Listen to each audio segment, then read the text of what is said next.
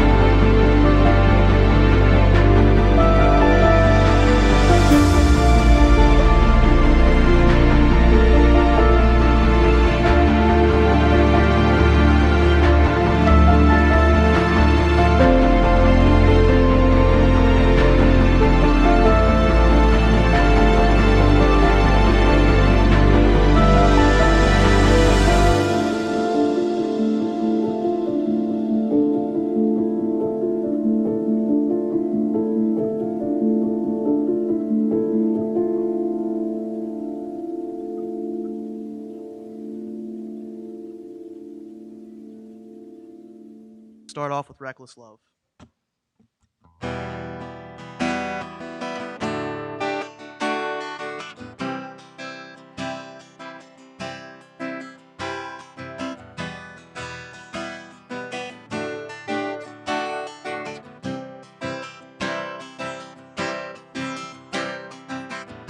Before I spoke a word, you were singing over me. And you have been so, so good to me.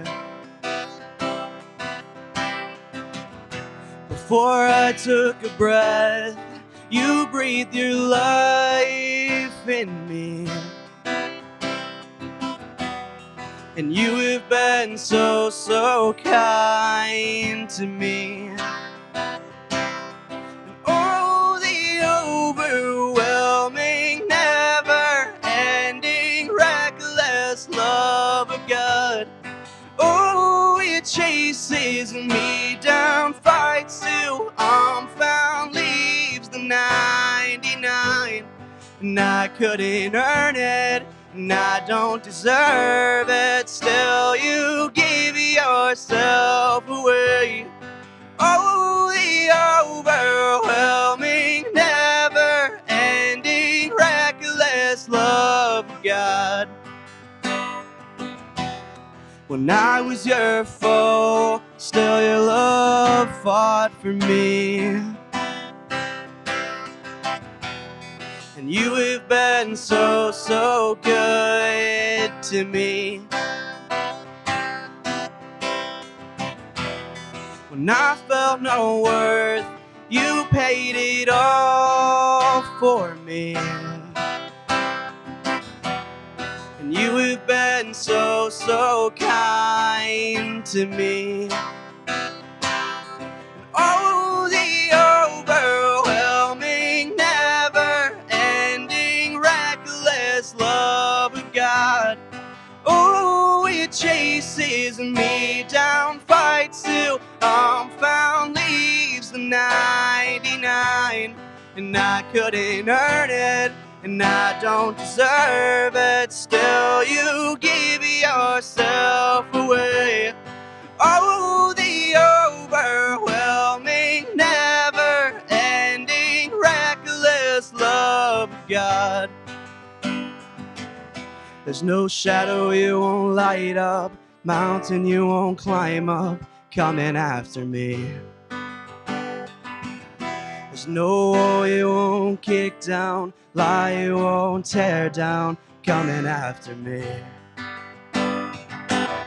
There's no shadow you won't light up, mountain you won't climb up, coming after me.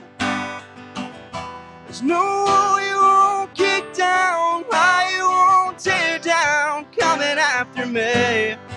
Oh, the overwhelming, never-ending, reckless love of God. Oh, it chases me down, fights till I'm found, leaves the 99. And I couldn't earn it, and I don't deserve it. Still, you give yourself away. Oh, the overwhelming, never-ending, reckless love of God.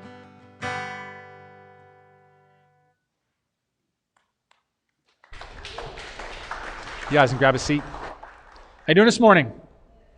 Yeah, man, it's good to be with you. Well, I watched a YouTube video this week. It was kind of neat. It was to this song. It was a young guy who has really no relationship with church or with God, and it was kind of I don't know why he filmed the video or what motivated him to do this, but he had some headphones on and he listened to this song specifically from the original artist, and as he's listening to it, you could tell he's absorbing the words, right? And I think sometimes we hear stuff or we sing stuff or we get so used to singing songs that we sing in church, and we forget the depth and beauty of their meaning. And as the song went on, you could see he's tearing up, and is a burly guy, big beard, and then he gets done and he takes the headphones off and he's kind of choked up, and he says, "Man, if that's what Christians believe, then I would want to be a part of that. You're telling me that God pursues me like that. That he'll leave the 99 just to find the one. And that comes from a part of Scripture where Jesus is talking about if a shepherd loses a single sheep and there's 99 other sheep in the pasture, they're taken care of. They're say he's going to leave them to go find the one that wandered off and could be in danger. And just such a beautiful moment. So welcome to church. We're getting heavy right off the bat. But I was standing on the side there just thinking how incredible those lyrics are and how beautiful it is to hear you singing those lyrics. And so welcome to church, man. My name's Pastor Anthony. That's not my name, actually. Pastor is the title. Anthony's my name. Yeah, that's weird, right? Anyway, so it's really a joy to be with you. We're in the process of getting settled. We moved into this space about 4 weeks ago, still getting settled. As you can tell, no projectors hung yet or anything like that, although the screens came in this week, so excited about that. In the meantime, we have these pamphlets that you may have received at the door. They have all of our lyrics in them to sing along with us, and that's really, honestly, one of my favorite parts of the morning is getting to hear you sing with us and hear your voices sing back. So grab a pamphlet if you didn't get one. If you don't have it, just raise your hand. One of our welcome guys will come around and bring it to you. But really, I don't have much for you other than to let you know, like I said, as we get settled and start moving into this space, could use some help painting. And if you're handy at all, we're not doing any major construction, just a couple of cool Pinterest projects. I don't know what else to call them. Some reclaimed wood stuff, stage wall, stuff like that, some tables we got to build, just some fun, hopefully fun stuff. So if you've got any background, you're semi-handy, you weekend warrior it, man, we would love to have a conversation. If you like painting or you just want to hang out with us and slap some paint, man, it'll be a great time to get to connect together as we get settled into our new home here. So just come chat with me after service. That'd probably be the easiest way to do it. But that's all I got for you. If you're new stepping in for the first time, I want to welcome you. I know stepping into a new environment, church especially, can be a little bit nerve-wracking. You don't know what to expect. Maybe you've had an experience with church or with Christians that maybe wasn't the most positive. And so I want to thank you for stepping in this morning. Thank you for joining us. And just let you know, we're going to keep things really simple this morning, not just because we're kind of running things a little ghetto as we get settled in here, but just because this is the way we want to do things, is to keep things simple. We're going to make everything we do this morning about Jesus.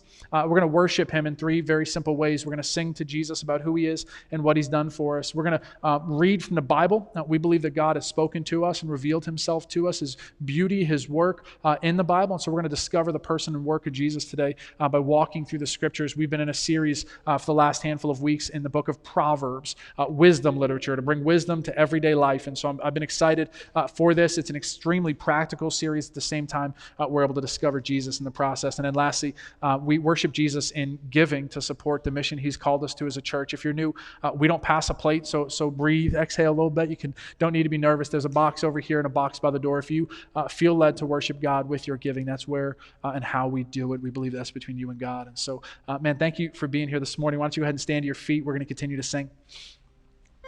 I'm going to tell you guys a little story before we sing. Being my first time here, I was honestly very nervous. One of my first times playing out in probably 5 or 6 months. I was very, very scared.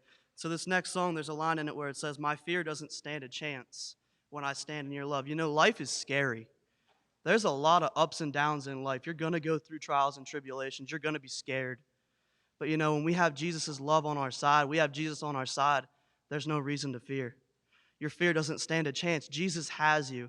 So let's sing this next song together.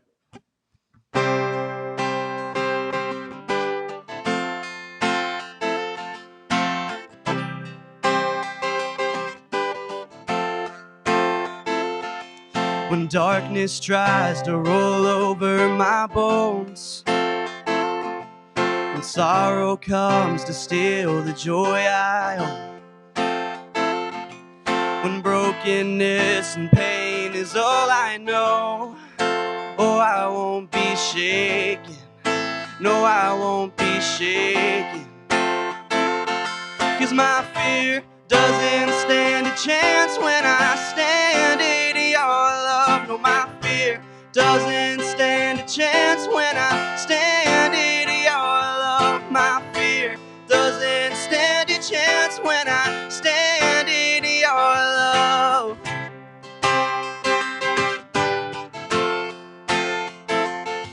And shame no longer has a place to hide.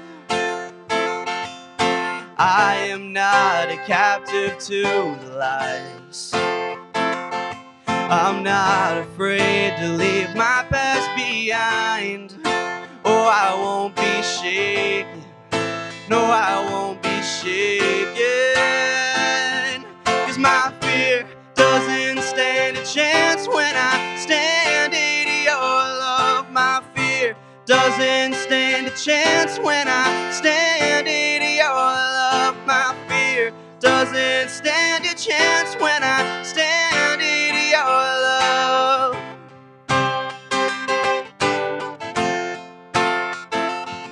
There's power that can break off every chain. There's power that can empty out a grave. There's resurrection power that can save. There's power in your name. Power in your name. There's power that can break off every chain. There's power that can empty out a grave. There's resurrection power that can save. There's power in your name. There's power in your name.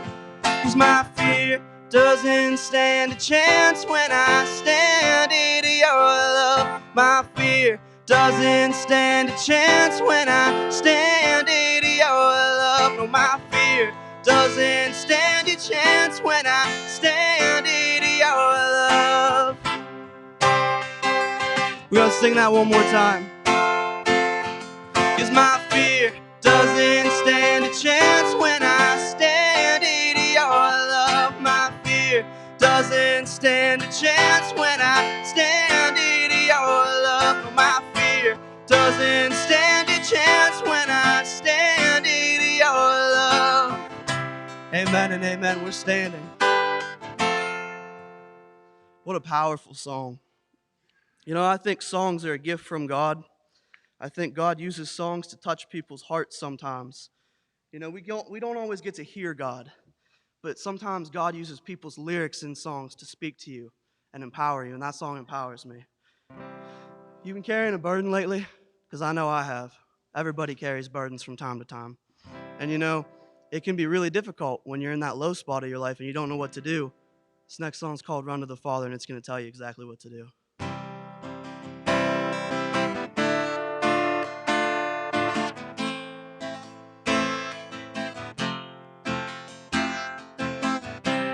I've carried a burden for too long on my own. I wasn't created to bear it alone. I hear your invitation to let it all go. I see it now, I'm laying it down, and I know that I need you.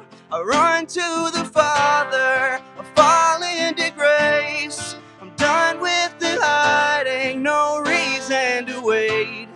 My heart needs a surgeon, my soul needs a friend. So I'll run to the Father again and again and again and again.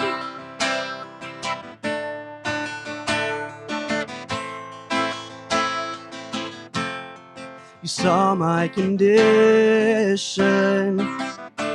had a plan from the start. Your son for redemption,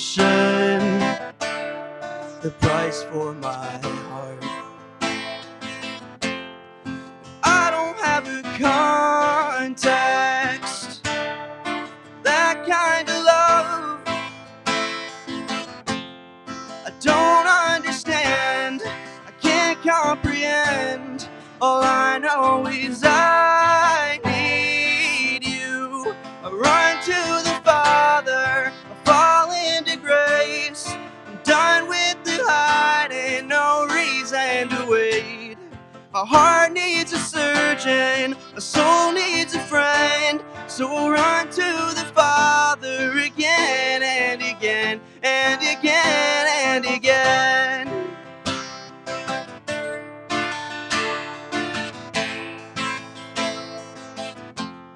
My heart has been in your sights long before my first breath, running into your arms is running to life from death. And I feel this rush deep in my chest. Your mercy is calling out.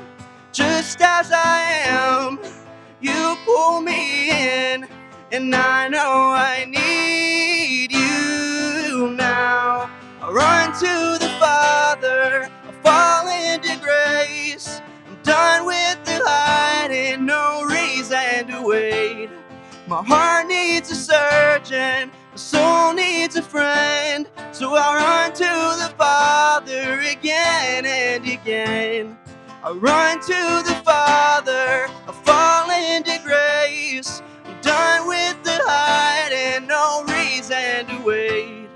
My heart found a surgeon, my soul found a way. So I run to the Father again and again and again and again.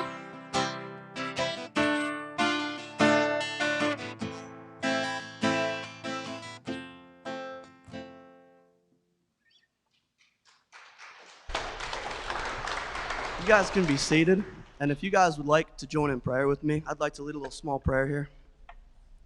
Lord, I just ask that you would bring your hand upon this place, touch each and every person that's in here today, Lord.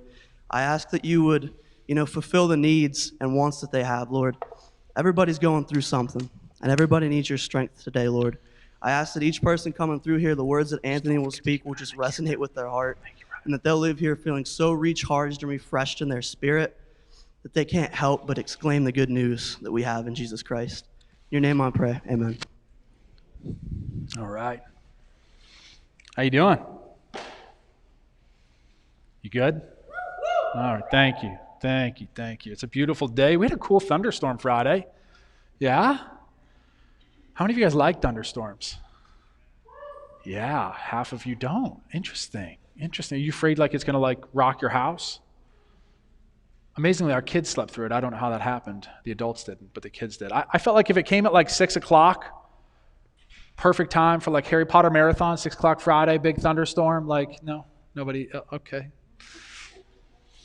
Well, good morning. It's good to be with you. We've been in the series in the book of Proverbs. Ironically, we won't be there today, partially because as I started prepping and planning, I had both a beautiful moment and a difficult moment.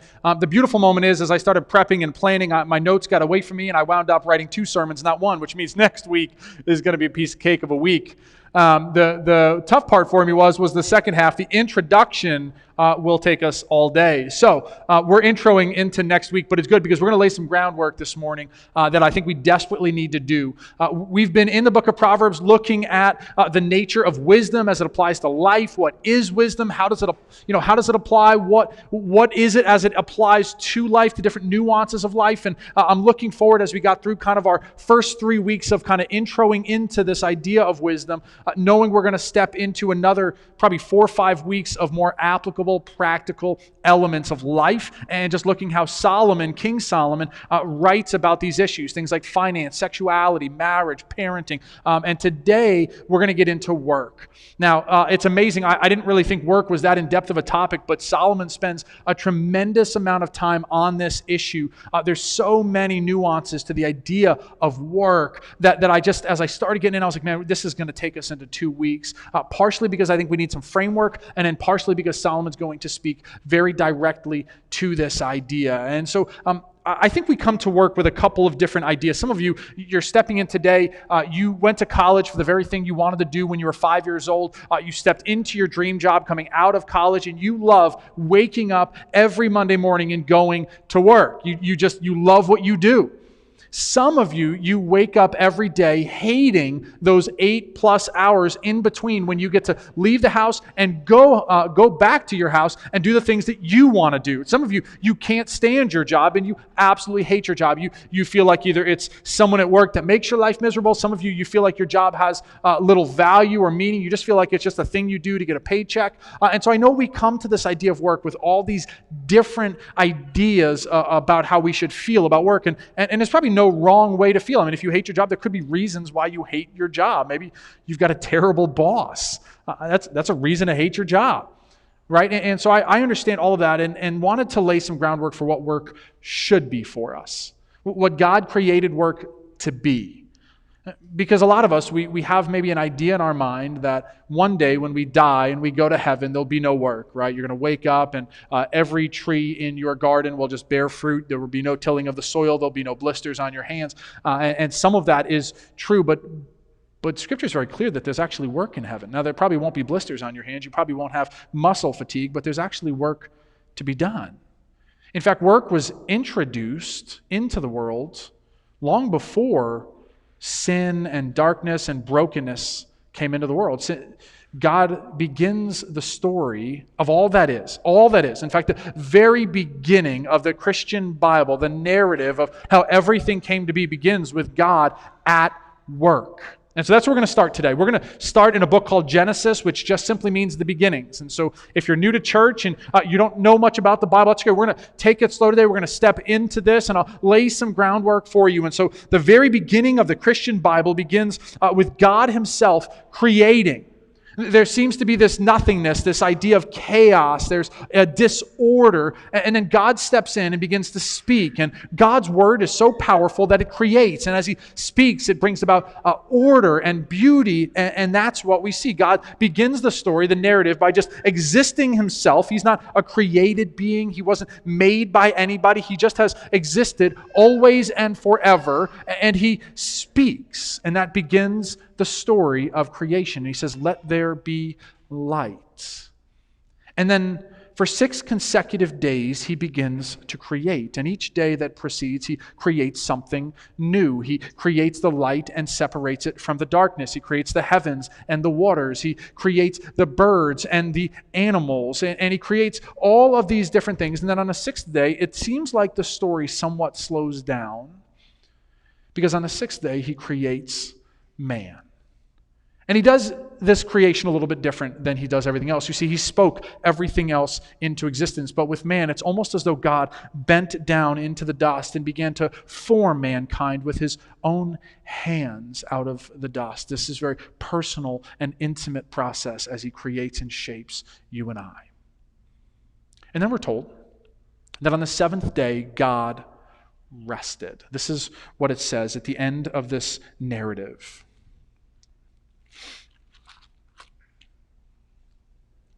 Thus the heavens and the earth were finished. This is Genesis. This is the 2nd chapter. And all the hosts of them. And on the 7th day, God finished his work that he had done. And he rested on the 7th day from all his work that he had done. So God blessed the 7th day and made it holy. Because on it, God rested from all his work that he had done in creation. Now, right off the bat, I mean, if you're new to church and you don't have much framework, you're probably sitting there thinking, wait, you're telling me God is, in order to be God, he's probably all powerful. I kind of imagine him out in the cosmos. I mean, he's speaking. His words are so powerful. He can speak creation into existence. And yet you're telling me that after 6 days of hard labor, he had to take a nap? I mean, that seems kind of odd to me, that God would choose to nap on the 7th day, that he would rest on the 7th day. But we find out very, very early on in the story that this nap, this rest, this day set apart for rest was not for God. It was for you and I, that we might establish this rhythm within our life, that we would work and we would rest. Now, for some of us, that's not a problem. We like to rest, and we'll talk about that next week. Some of us, we have trouble, honestly, turning the gears off, and we can never seem to stop moving.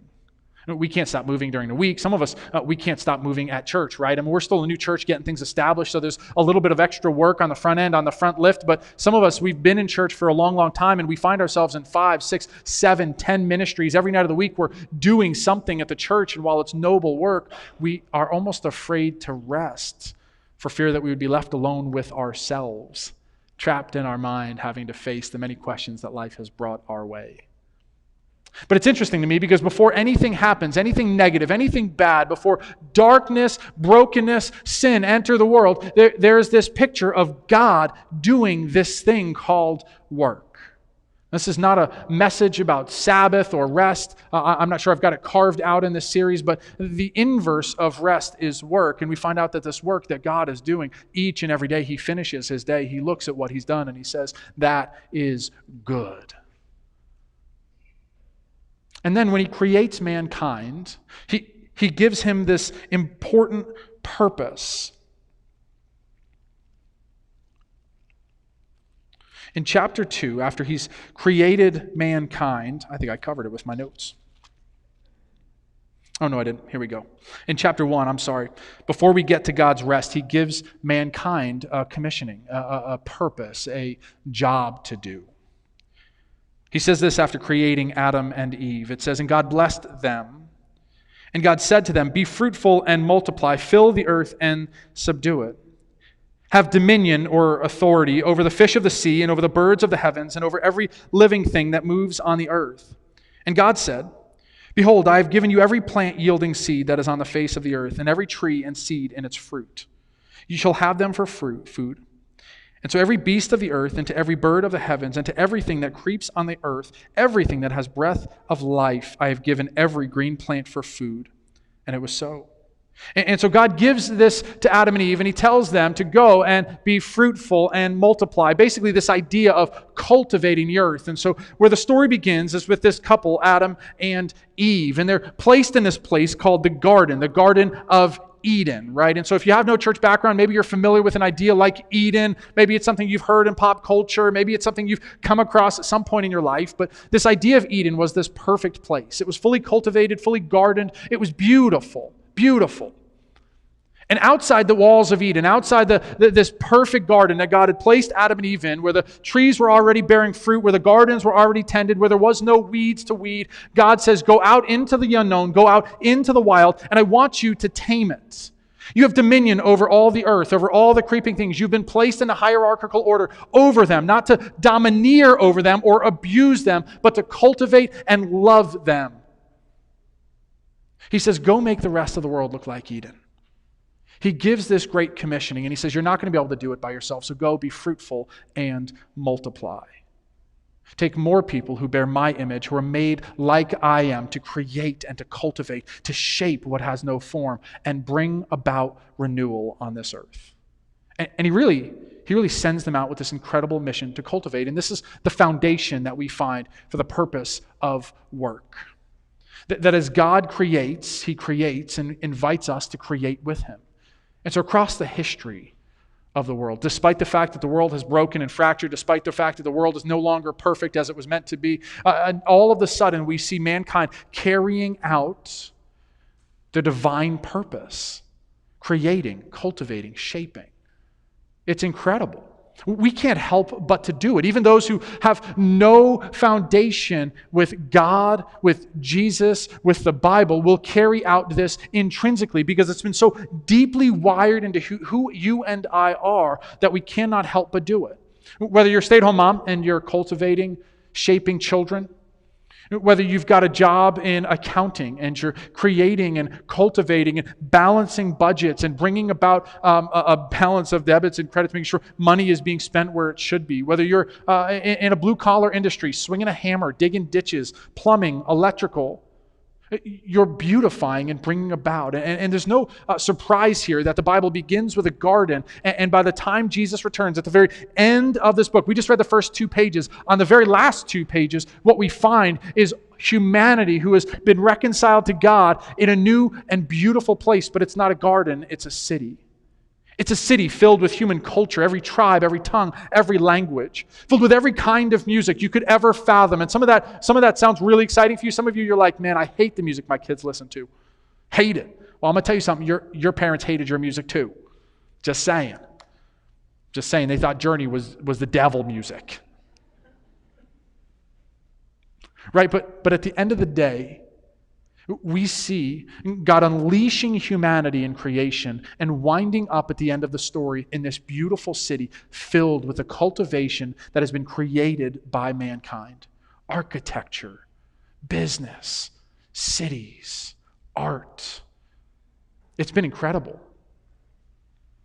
It's an incredible journey to watch as you look across the landscape of history and realize that whether we are knowing or unknowing, following or rejecting God, we are carrying out this divine purpose that He's instilled in us to create and cultivate and shape.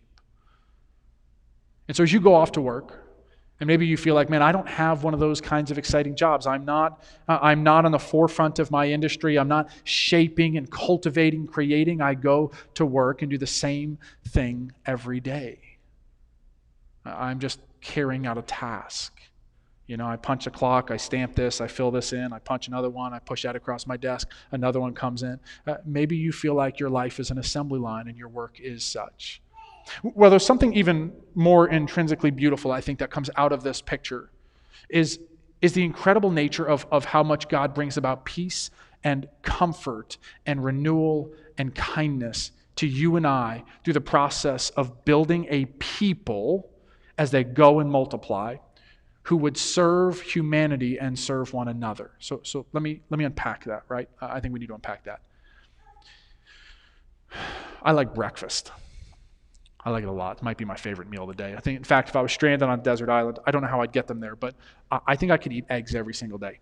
I mean, they're so diverse. You can do a lot of things with them. You can hard boil them, scramble them, make an omelet. I mean, I don't know how you do that on a desert island. There's probably no cheese, but you can fry them. You can over easy them. Out here, you guys have this thing called a dippy egg. There's a constant chronic debate in my house that that's not a real egg because honestly, dippy is what it is when it comes out, right? It's an adjective. It doesn't tell me how you want it cooked. So this is the argument, right? I can make you a poached egg that's dippy, a soft-boiled egg that's dippy, an over easy egg that's dippy. I can make you a sunny side up egg that's dippy. I can make you runny scrambled eggs. I don't know what you're asking me to do with this egg when you tell me you want a dippy egg. Now, I know I'm going to get in trouble after this. I'm probably going to get a few emails, but this is the debate in my house. I'm like, I asked you how you want me to cook your eggs. Dippy. Make your own eggs. I don't know what's going on. So you can do a lot with eggs, right? So I love breakfast. I mean, I love it. And this week I start thinking about the beauty of God creating a people who would go forth and multiply and cultivate this earth to bring about beauty and renewal and to shape what has no form. And I started thinking about the process that it takes to get breakfast on my table and the blessing that it is to me that each and every person involved in that process does their job. That sounds weird. But when you stop and think, a couple of over easy eggs, some toast with butter on it, and a couple strips of bacon. If you had to go out and do that for yourself, your time and return on investment would be impossible. So, I mean, just to get to bread on the table, you'd need to grow your own wheat, which means plowing the field, planting the seeds. I don't know what you do after you plant them, weed them. I don't know. I don't farm. But, you're going to have to harvest it. You're going to have to dry it out. You're going to have to turn it into flour. I don't know what that looks like, but I know someone does.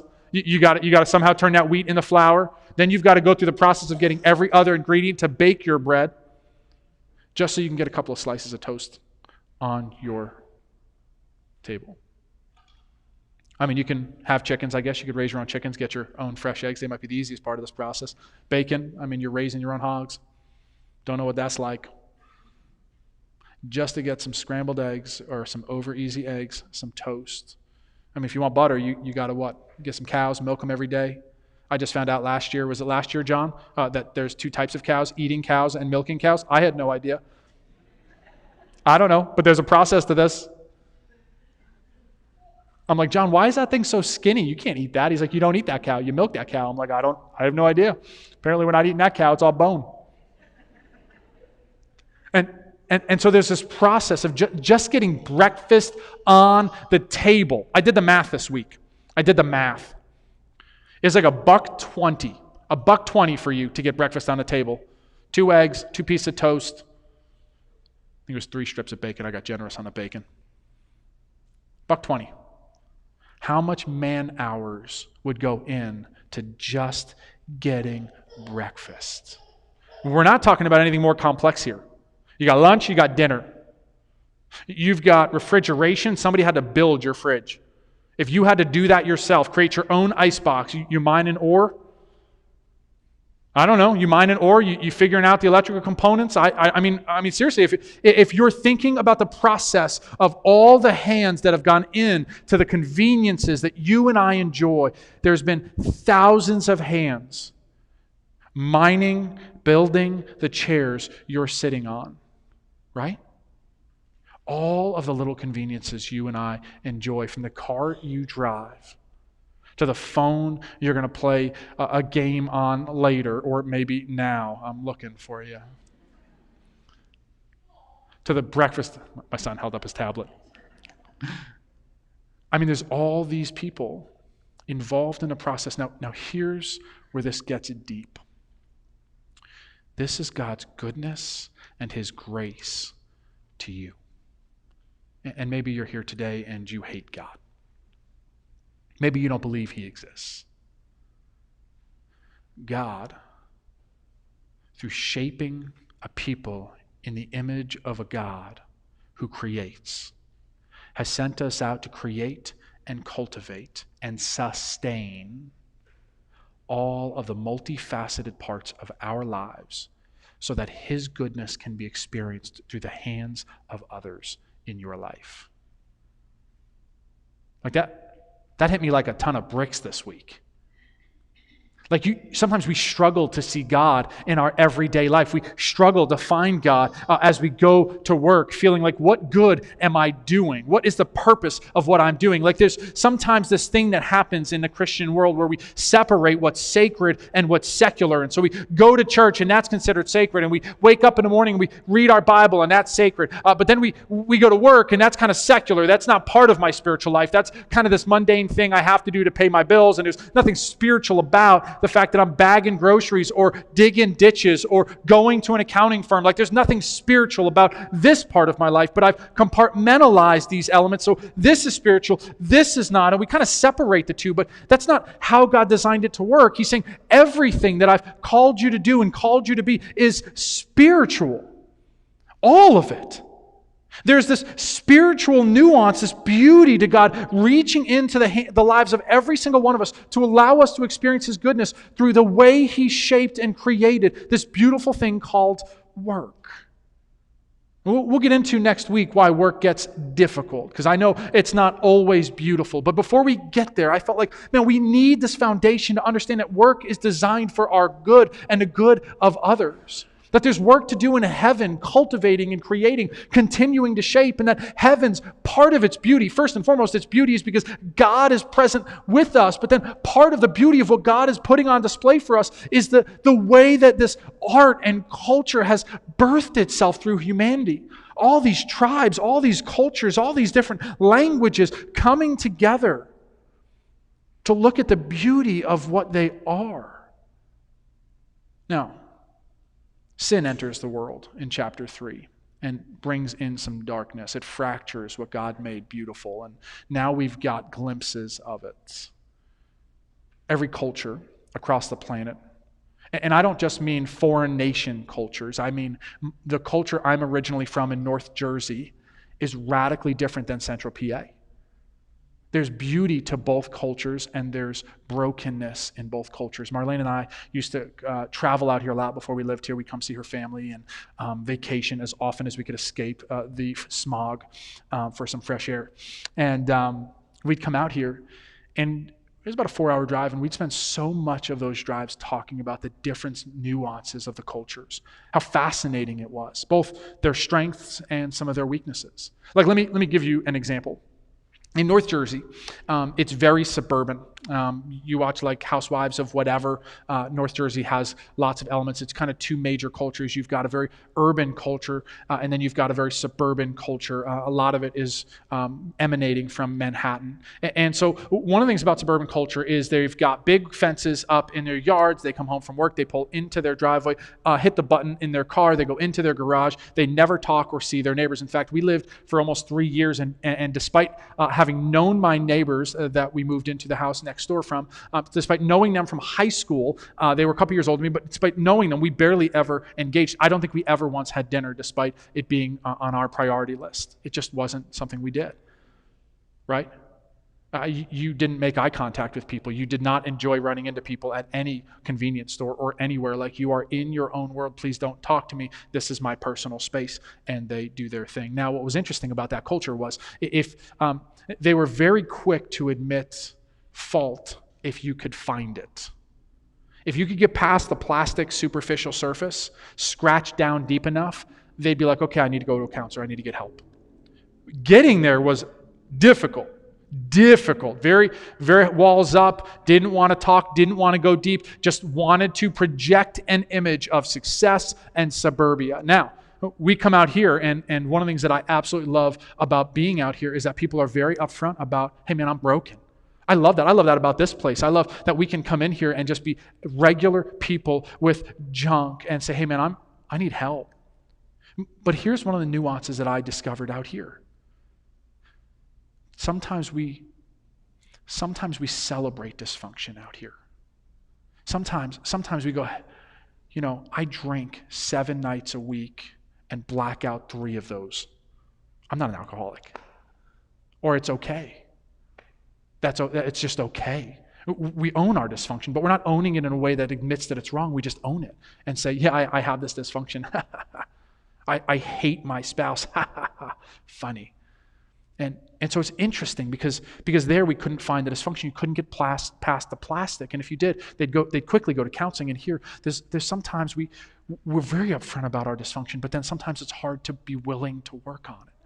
And so culture, as beautiful as it can be, the expression of what we create and cultivate and the values we hold and start to birth a community of people who share those common values can be beautiful, but there's always this dark underbelly. And when the world fractured and when the fall happened, all the beauty of our cultivating began to be polluted by this brokenness in our culture. And so now art is not just art, but there has to be introduction to things like nudity in art. Movies can't just be a beautiful expression of storytelling. We have to have dark elements in our movies. And I'm not just talking about action flicks. We use things like technology to live stream church services. Churches across the nation who were not live streaming, we were one of them, are now getting the message of God's love, of Jesus' death and resurrection out to a broader, wider audience. And then there's this dark underbelly to the internet. That you can access the most inappropriate things, dark and wicked things on your cell phone at the drop of a hat.